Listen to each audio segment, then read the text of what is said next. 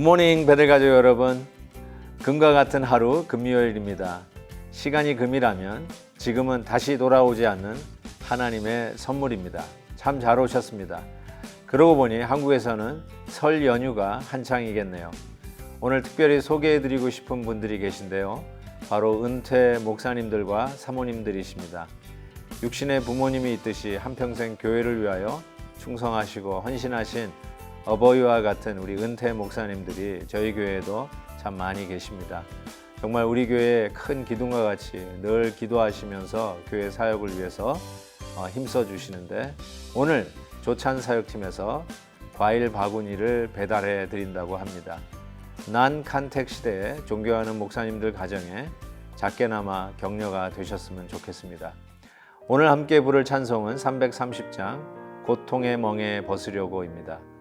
사랑하는 베들가족 여러분, 예수님께로 더욱 나아가십시다.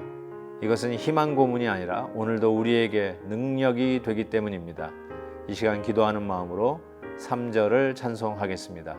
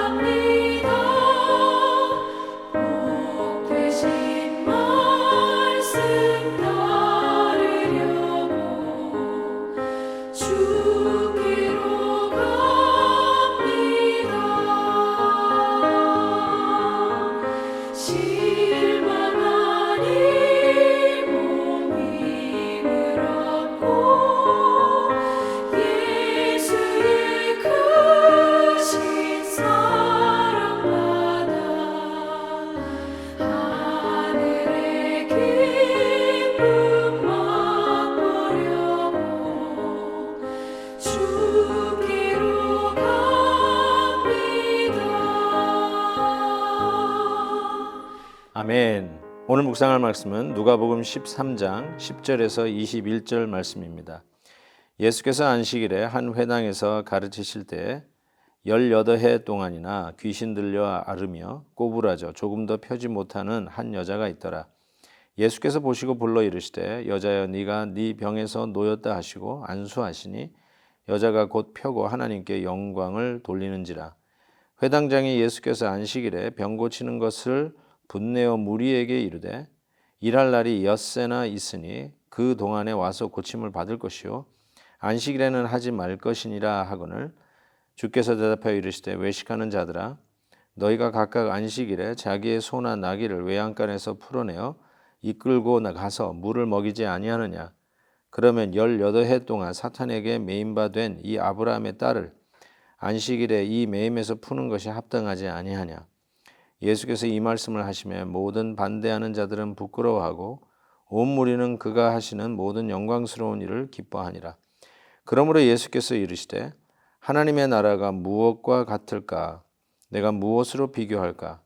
마치 사람이 자기 채소밭에 갖다 심은 겨자씨 하나를 같으니 자라 나무가 되어 공중의 새들이 그 가지에 깃들였느니라. 또 이르시되, 내가 하나님의 나라를 무엇으로 비교할까? 마치 여자가 가루 서말 속에 갖다 넣어 전부 부풀게 한 누룩과 같으니라 하셨더라. 아멘. 오늘 말씀은 예수님께서 그 안식일에 한 18해 동안 앓고 있었던 여인을 그 질병에서부터 해방시켜 줌으로 인해서 시작된 이 안식일의 문제입니다. 저도 개인적으로는 아주 보수 정통 교회에서 자랐기 때문에 이 안식일 문제 때문에 참 어렸을 때 많이 고생했던 기억이 있습니다. 소위 주일은 뭐뭐 하지 말아야 된다라는 이야기로 어렸을 때부터 이렇게 주입 교육을 받았던 기억이 있습니다. 장 보지 마라, 나가지 마라, 심지어는 학생인데도 불구하고 공부하지 마라, 뭐뭐 하지 마라. 그래서 마치 이렇게 주일 성수, 이 안식일을 지키는 문제는 뭐뭐 하지 마라로 이렇게 주입이 되어서 컸던 기억이 있습니다. 그런 이슈가 지금에만 있는 것이 아니라 2000년 전 예수님 당시에도 특별히 이 유대주의자들에게 있어서의 이 안식일은 저들의 어떤 정체성과도 같은 것이었기 때문에 아주 중요하게 생각했습니다. 목숨을 걸고 이 안식일을 지켰다고 해도 틀리지 않는데 원래 하나님의 날을 지키는 것이고 예배의 날로 지키는 것이고 우리를 구원하신 것이 완성됨을 상징하면서 더 이상 우리의 인간의 노력을 거기에 더할 이유가 없는 완전 무결한 하나님의 완성을 기념하며 셀리브레이트 하는 것이 안식일이다라고 이야기할 수 있습니다.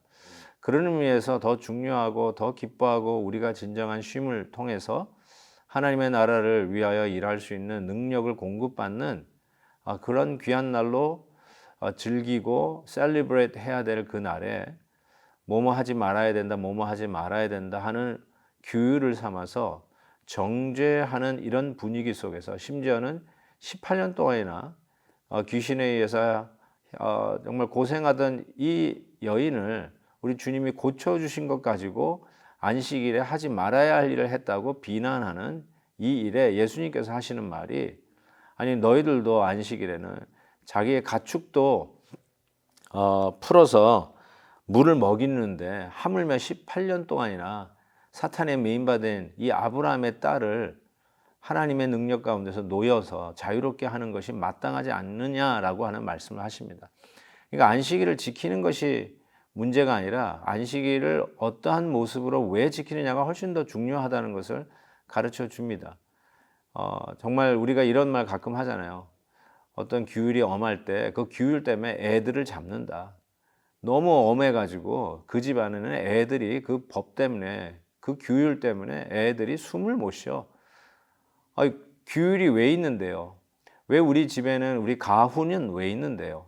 우리 아이들이 우리 자녀들이 그 안에서 잘 자라가고 마치 함정으로 빠지지 아니하고 위험한 길로 빠지지 않는 가드레일처럼 안전하게 우리 가정을 우리 자녀들을 인도해 주는 것이 룰 아니겠습니까?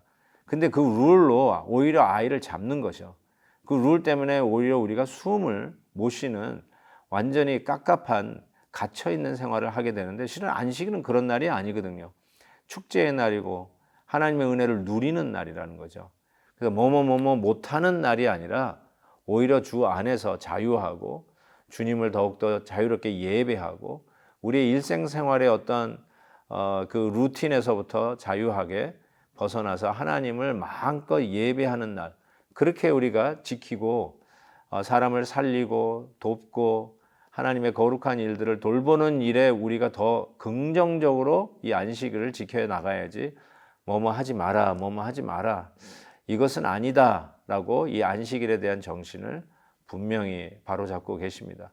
그러면서 하나님의 나라를 무엇으로 비교할까 하면서 두 가지 비유를 말씀을 하십니다. 하나는 하나님의 나라는 겨자씨와 같다. 또 하나는 하나님의 나라는 누룩과 같다라고 이야기하면서 미세하고 보이지 않는 것 같지만 실은 전체에 영향을 미치면서 그 영향력을 확대해가는 바로 이 겨자씨나 혹은 누룩을 통해서 하나님의 나라가 그와 같다. 아무리 부족해 보여도 미미해 보여도 눈에 보이지 않고 그 성장이 괄목상대하게 보이지 않다 할지라도 생명의 씨앗이 심어지면 하나님의 나라 복음의 역사가 시작이 되면 반드시 마치 누룩이 밀가루를 전체를 부풀게 하듯이 겨자씨 눈에 보이지 않지만 큰 나무로 자라서 모든 공중나는 새들이 그곳에 깃들듯이 하나님의 나라는 이와 같다라는 것을 가르쳐 줍니다. 그래서 우리 안에 시작된 복음의 씨앗을 결단코 우리가 과소평가하면 안 되죠. 우리 자녀들이 예수님을 잘 믿고 예수님을 사랑하고 말씀 읽고 큐티하면서 기도하고 출발하는 그 아이의 훗날의 영향력을 우리는 결단코 과소평가하면 안 될 것이라고 생각합니다. 우리 가운데 시작된 하나님의 놀라운 이 선한 역사, 복음의 역사가 그리스도의 날까지 온전히 이루시고 시작은 미미해 보일지 모르지만 우리 하나님의 놀라운 하나님의 나라는 왕성하게 창대하게 일어날 것을 믿습니다. 이 역사가 오늘도 우리 가운데 있기를 주의 이름으로 축복합니다. 기도하겠습니다. 사랑의 하나님 아버지, 벌써 한 주간을 지난 주말을 맞이하여서 주님을 예배하는 주일이 다가옵니다. 하나님, 우리도 이런 마음으로 주일을 하나님이 주신 우리의 구원의 놀라운 은혜를 축제하며 감사하며 즐기며 주님 앞에 나아가는 날이 되게 하여 주옵소서. 무엇 하지 못해 그 이유 때문에 우리의 숨이 막히는 것이 아니라 오히려 우리를 참되게 하나님을 예배하는 가드레일로 긍정적으로 주님의 은혜를 누리는 날 되게 해 주시기를 간절히 소원합니다. 작은 시작이지만 우리 하나님의 나라의 역사가 시작된 그곳에 우리 하나님의 놀라운 일들이 창대하게 일어날 것을 믿습니다. 우리 가정에, 우리 교회에, 우리의 셀에 하나님 작은 출발이고 나부터 시작한 기도이지만 하나님의 놀라운 은혜로 왕성하게 주님의 나라가 확장되어 갈 것을 믿습니다. 이루어 주시기를 원하고 예수 그리스도의 이름으로 기도하옵나이다. 아멘. 내일 헵시바 때 뵙겠습니다.